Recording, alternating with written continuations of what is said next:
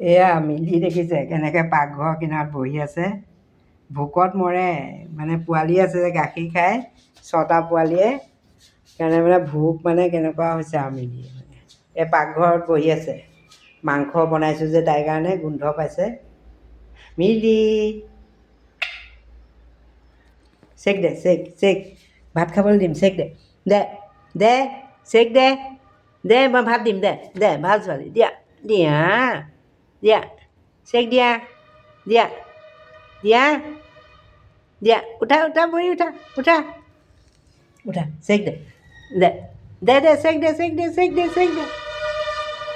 এই আলহী আহিলে দিয়ে, আমাৰ ঘৰৰ মানুহক নিদিয়ে চেক।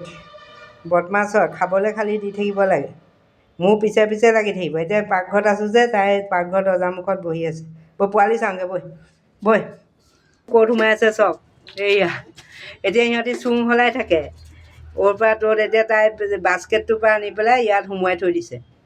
তেনেকৈ তাহাঁতক খোজকাঢ়িবলৈ শিকায় বহুত, কেতিয়াবা চিৰিৰ ওপৰতো থৈ আহে। এয়া চব ডাঙৰ হৈছে অকণমান। এয়া এতিয়া তাহাঁতি মানে বাস্কেটটোত নাই, য'ত বহিব আছিলে। এতিয়া সেই মাকে দাঙি দাঙি মুখত লৈ দাঙি দাঙি আনে, এফালৰ পৰা ইফালে দাঙি দাঙি আনে। খোজকাঢ়িবলৈ শিকায়। এই ট্ৰেইনিংবোৰ চব মাকে দিব। চবৰে মাকবোৰ বহুত প্ৰয়োজন। জীৱ জন্তুৰ মাকবোৰ, ল'ৰা ছোৱালী পোৱালি ডাঙৰ কৰিবলৈ লাগে। আমাৰ মানুহৰো একেই, মাকজনী নহ'লেই নহয়। সেয়া শব্দ শুনিছে, এয়া চব।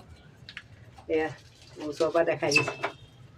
এয়া এতিয়া আকৌ বেলেগ জেগালৈ লৈ যাব দাঙি দাঙি।